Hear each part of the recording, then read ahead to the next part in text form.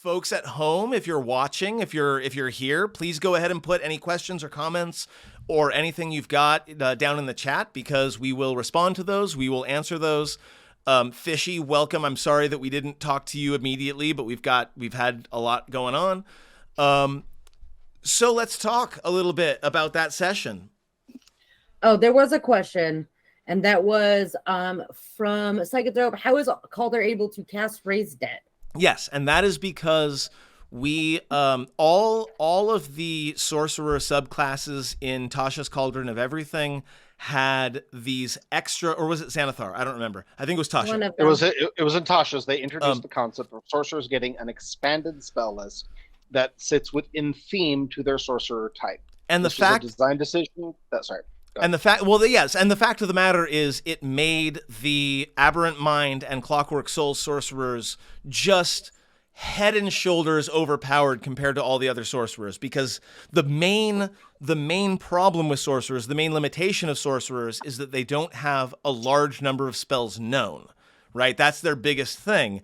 And having, I believe, 10 or 15 extra spells known that can be trained out, by the way, is kind of overpowered compared to the previous sorcerers. So Jeff and I worked together to come up with an expanded spell list for the Shadow Sorcerer, and Raise Dead was on that list. Tasha's even outright says that, yeah, this can happen.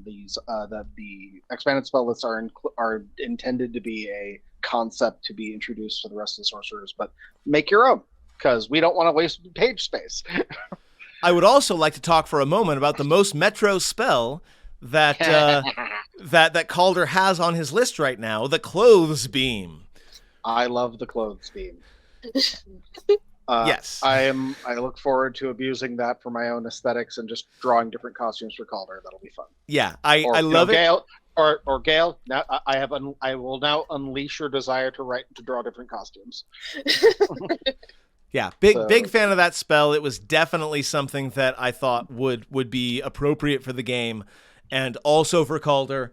And it's not like it's game breaking, right? You're making aesthetic changes to clothes, to clothing, and it can be useful, but it's no more useful than something like Disguise Self, right? So yeah, exactly. It's a higher level, and I can make its principal benefit is its ability to make is its stated ability to make actual perfect duplicates of uniforms, so you don't have to disguise a specific guard. You can actually have a uniform as required. Yeah, you can do the Hitman thing.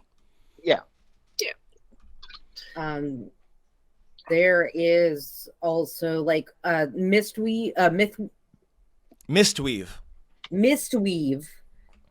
Is a magic item that came out of the Eberron book, where the stated design is, this is an outfit that is actually 5 different outfits, but not substantially different. It's like, if this is a suit jacket that is 5 different colors of suit jacket.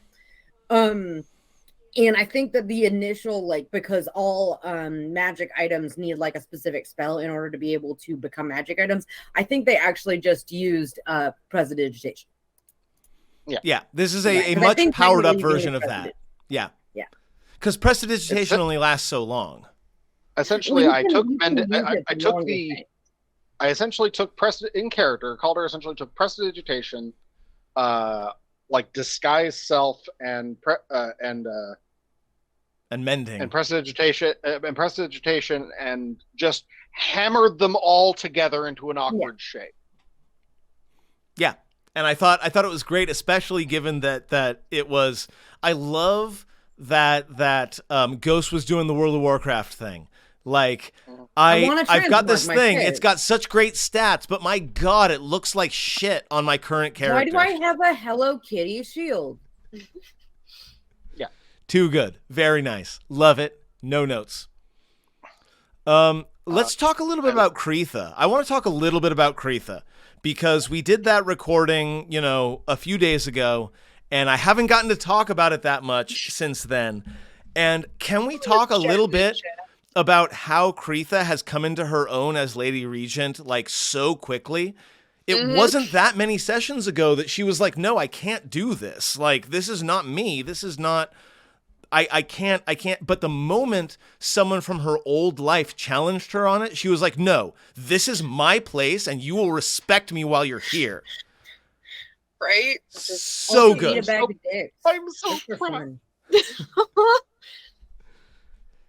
Just hearing, because in the recording, just hearing Sharfa say, "You are nothing. Remember that you are nothing." And just like, I was playing Echo, like he was letting Kretha handle this. Kretha got to decide the tone of how she interacted with his people, but man, Echo wanted to punch that motherfucker right there. Good thing And then- Calder was and not there. Calder would not have been nearly as restrained. Yep. I don't think Vic would have been that restrained. I don't think, like, I'm like, you're lucky Stinky wasn't But there. people would find out that Vic was a werewolf. At that point, you insult Like my best Calder's response probably would have been something to the effect of telekinesis, lift, and start carrying him in the direction of Nightscale. And so I think Echo's response of waiting until Kretha had said her bit, which was a very good bit of like, I'm in charge here, fuck you, get out. And then Echo was like, all right, now I'm going to threaten this motherfucker just as she's leaving. Also, by the way, I'm going to toxic masculinity all the way into the wall. Yeah. He has magic fists, okay? He can crunch. It's not his stone fault he balls. has magic fists. They just happened.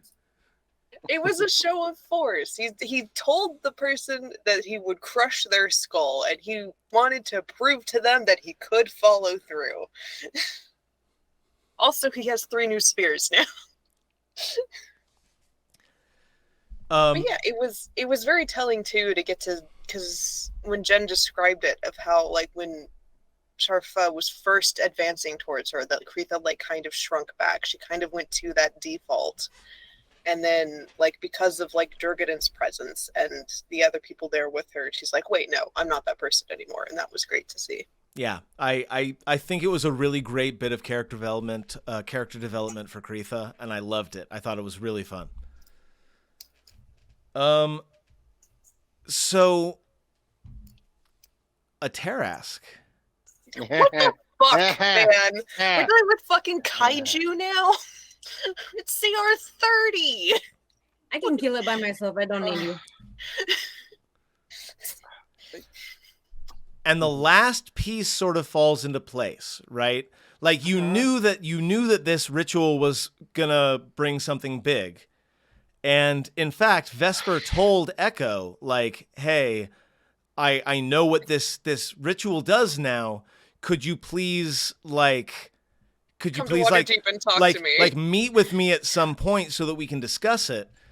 And I think you all managed to realize that the Vesper probably perished distracting or delaying this creature.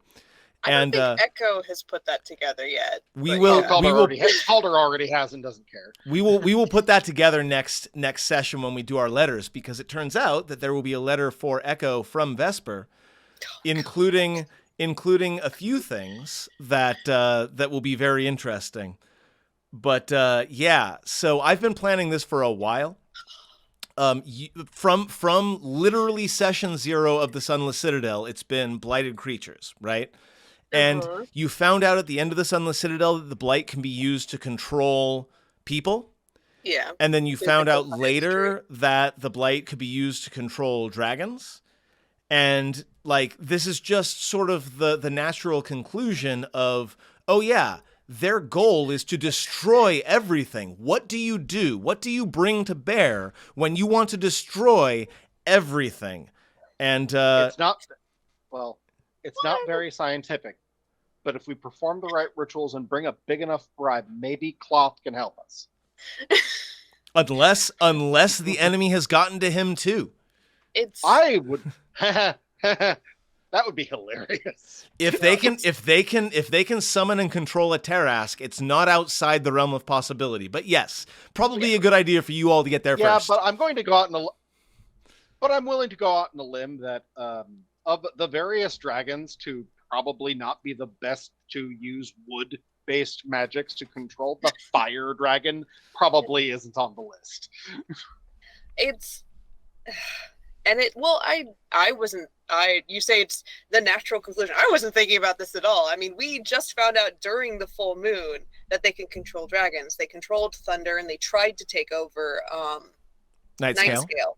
but we stopped them mid whatever ritual thing. And so the idea that not only could they summon a Tarrasque, but they could summon a Tarrasque and infect it with the thing, like all in the same time, and then send it towards the city, is like this. Well, like I thought, because off of what Belloc had said to Charlotte, that he was looking to like suck the magic energy up into this new giant Gulthias tree and just like send it off into the void or something. He said he wanted to like leech the magic out of the world again.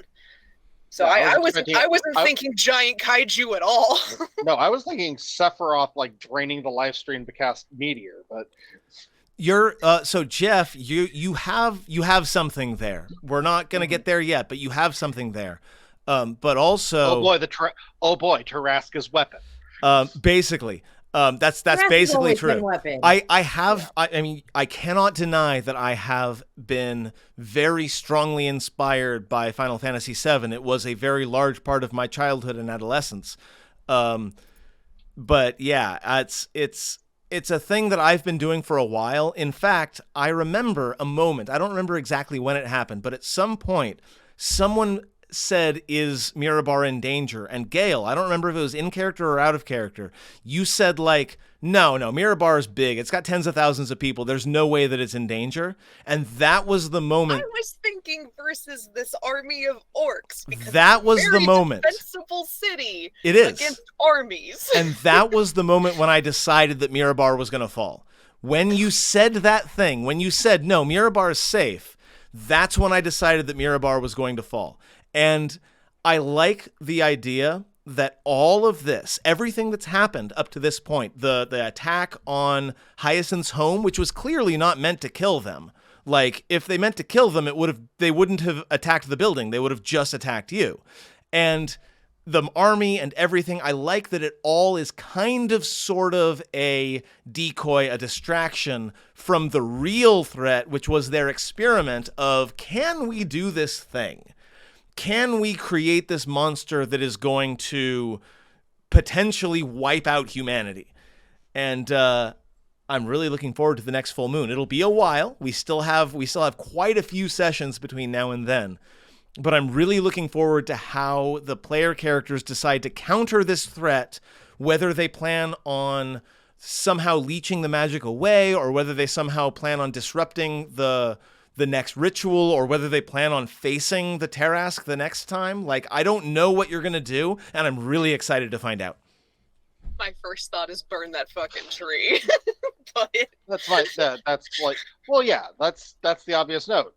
Like, if they're controlling the Tarrasque, the easiest note is remove the control. Let the Tarrasque do what the Tarrasque do.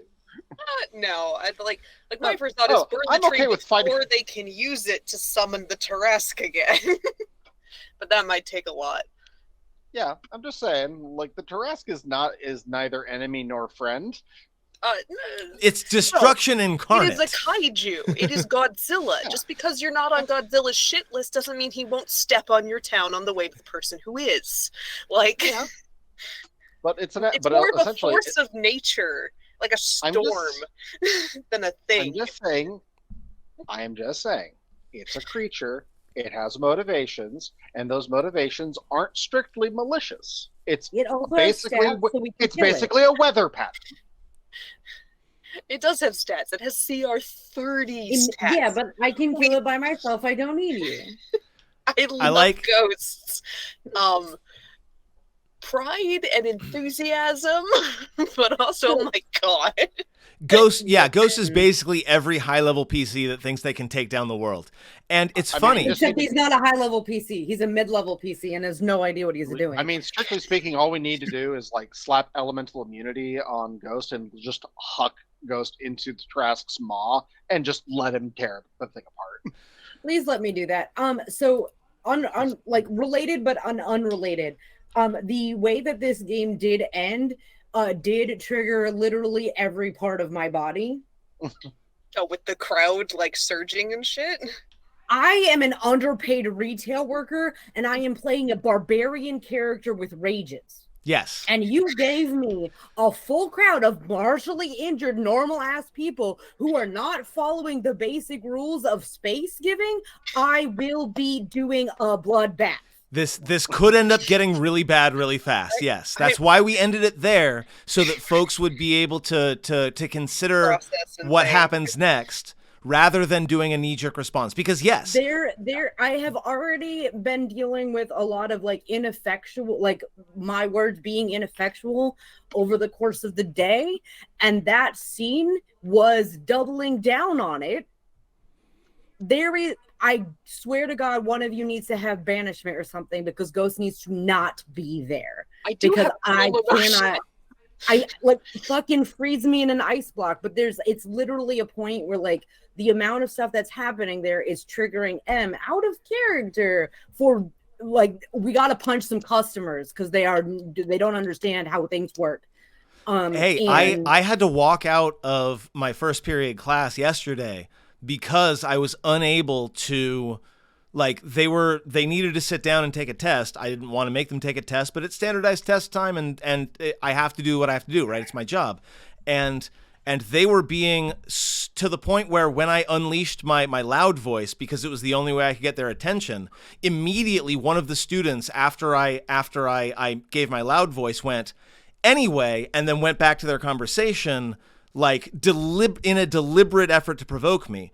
And I did the intelligent thing of leaving, because if I did not leave, I would have been very, very loud and upset. And that's part of what motivated this scene in the first place. I'm taking from my own experience as well. And like you said, we can talk on, because we have time now, about like, if you do want, like, Echo has spells he could get, like calm emotions, or he has special monk shoving abilities to shove you through the door if that's how we want to prevent Ghost from slaughtering these morning people. Because of the real world bullshit that is connected to this thing, and I understand, Rob, that you're doing pulling on your own stuff, but because I deal with this all the time. Like this is like a big, this is a line for me. All right. That's fine. That's fair. And we can take that into account next session as well. We can do a cut scene about how it gets resolved without it escalating any further. That's a thing that can happen. I would like to not be there for the cut scene. Okay. Fair enough. It can be a pre-record. That's not a problem. Thank you. Yeah, totally. Because I cannot, because of the way that the setting is set with people here and like a door that Ghost will not let anybody through behind. I cannot see a way for Ghost to get out of this situation without doing lots of murder. I think it's important that we take the time. Yeah. Knee-jerk responses are knee-jerk responses. I think it's important for us to take some time and consider and formulate a way forward that works for everybody. That's why we ended things where we did. I have ideas about the magic items we have on our persons and the abilities that I know that Echo and Namani have, that I can see a few different workarounds that we should talk about and see. We can talk about that in downtime. Yeah. We will figure that out between sessions, but thank you for pointing out that this is thing. Safety rules are important. Yeah, Exactly. Safety tools are important. Yes. If this is a line, let's not cross it. Let's just essentially fast forward to end of thing and moving on. Yeah, we'll work it out. Psychonthrope says hopefully the infectious agent doesn't escape the wielder's control, which never happens, ever. No bad guy has ever tried to like take godlike abilities and had them come out of their control somehow before. That's just not a thing that happens. Wink, wink. I'm sure it's fine. I'm sure it's totally fine. We are rapidly coming up on a point where I'm fading as well. So let's do wrap. Why don't we go ahead and do our wrap? And this was really fun. This was a really good session. I really enjoyed, especially doing the pre-record with Kreetha. We do have one more pre-recorded Kreetha section that we'll probably release next next session. So I'm really looking forward to that. But first, let's go ahead and go through and give everyone a chance to tell us what it is they had the most fun with, and what is a player character that they think deserves a special shout out. No fair, all of you saying Kreetha. Okay, like I know Jen is gone and she's going to be gone for a while. And I don't mind you, but if everybody says Kreetha, then that's inspiration that's not gonna show up for a while. So why don't we go ahead and start with Jeff?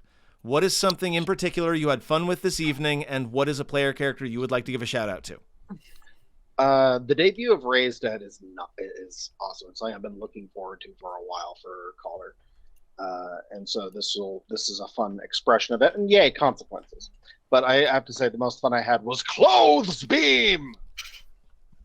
I have got to clip that and send it off to Team 4-Star so that they know that their show is still inspiring people to this very day. Oh God, yeah. But the idea of just like magic to rewrite clothing, sure. It was fun to develop. It was fun to use. It was fun to write around. So, my nod goes to Gale. That was a lot of fun. The entire soulful follow-up to Consequences of Battle and learning that a fucking kaiju just traipsed through a town. Nah. All good stuff. All fun play. Gale, same questions. Yeah, I think I had fun with the whiplash and energy, because we were having fun in chat. Like Echo just got his cool new magic item. We saw Kreetha get to stand up for herself. Like I even was watching a chat when we like suddenly went into the scry and then everything got super fucking serious.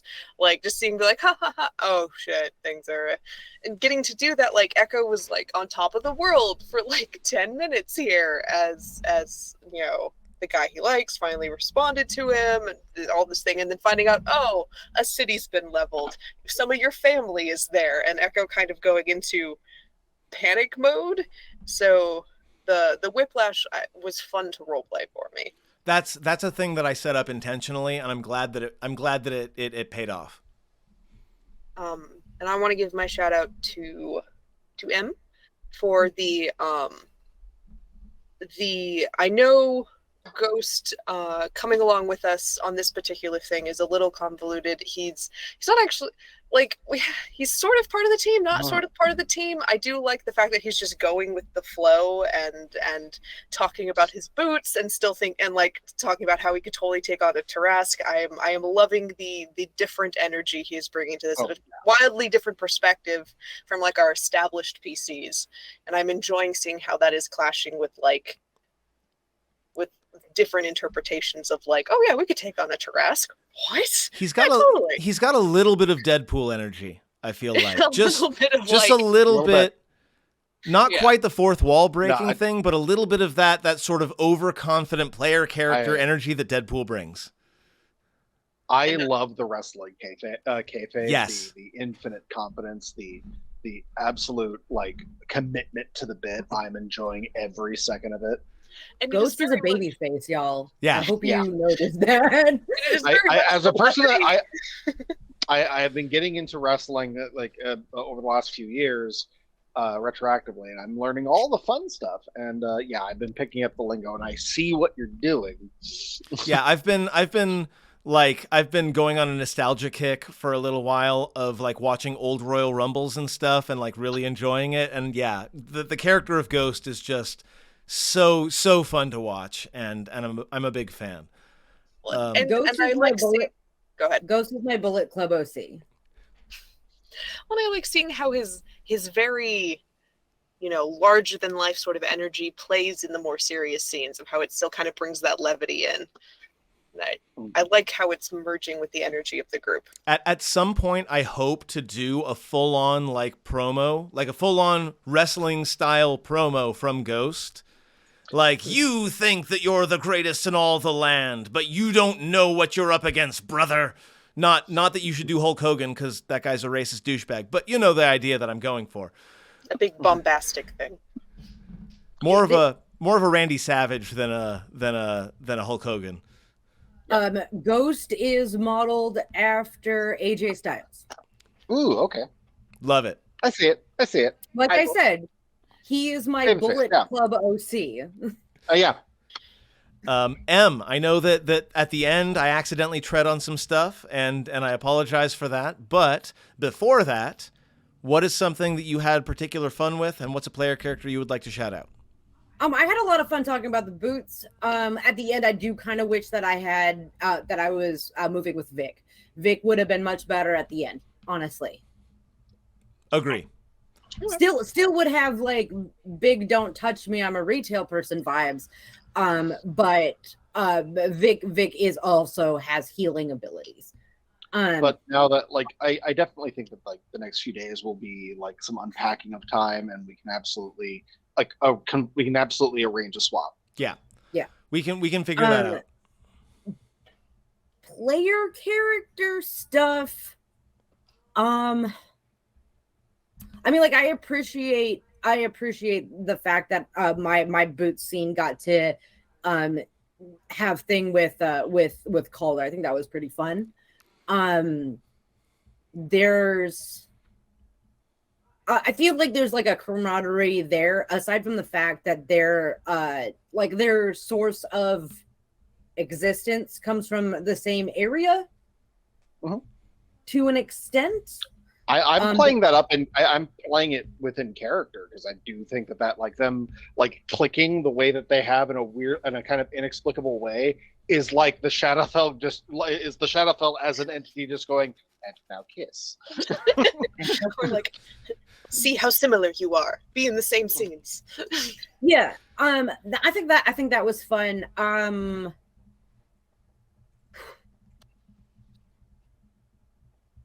Yeah, I'll go with that. Yeah. Like I feel like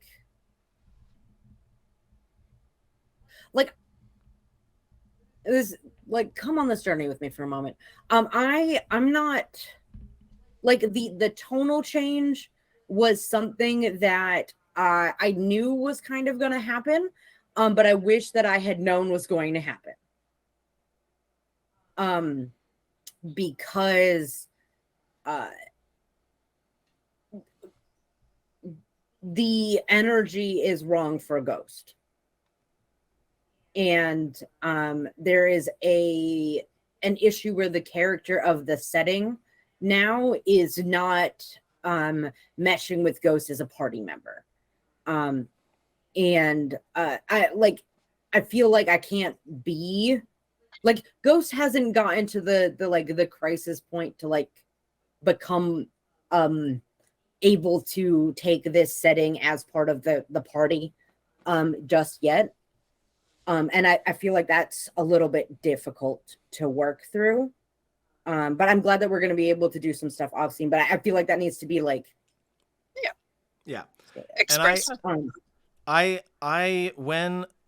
when Jeff hit a level where he could use Raise Dead, I had originally planned for someone like Kamon to be the first recipient of the Raise Dead, and then for people to like start mobbing him as I haven't decided whether he's actually dead or not yet. Don't at me just now. But like the original thought was he uses the Raise Dead power on someone who is important to the group, and then recognize, oh man, there are hundreds or thousands of people that could benefit from this, and you have to decide who gets the power or the benefit of the magic and who doesn't. That's why Calder apologized to Echo before starting. Right? I was wondering, like, because I'm going to take on I'm being selfish. I will resurrect these people because they are important to you. It is not your fault. Okay, I was wondering what specifically he was apologizing for. That was because Calder foresaw this consequence and went, yeah, people are going to be really upset at if I'm just resurrecting my friends, but this is my power. I get to be fucking selfish with it. Yes, and that's what I was going for. It's great, and admittedly, yeah, like the consequences of that are hundreds of more dead bodies. Right. Well, I mean, admittedly, you're right that Ghost might not have been the right character for this scene, right? Because when people are terrified for their loved ones and just see a cure on the other side of a door, and a person says, you're going to stay on that side of the door or else violence is going to happen, like that is a tried and true recipe for a mob. And Right. and I think that the consequence was natural, but I did not expect it to go quite that direction. I was planning on it being more like people grabbing the hem of Calder's robes and being like, please save my brother, please save my father. As Rather than rushing a door. as opposed to, oh, you're gonna stop us? No, you're not. Kind of vibe. Hashtag Calder is Jesus. A little bit at the moment, because again, like, yes, as Ghost was saying, there are clerics, there are people who can cast this magic, but they are not common. Like, high level casters don't go around showing their high level magic specifically for this reason.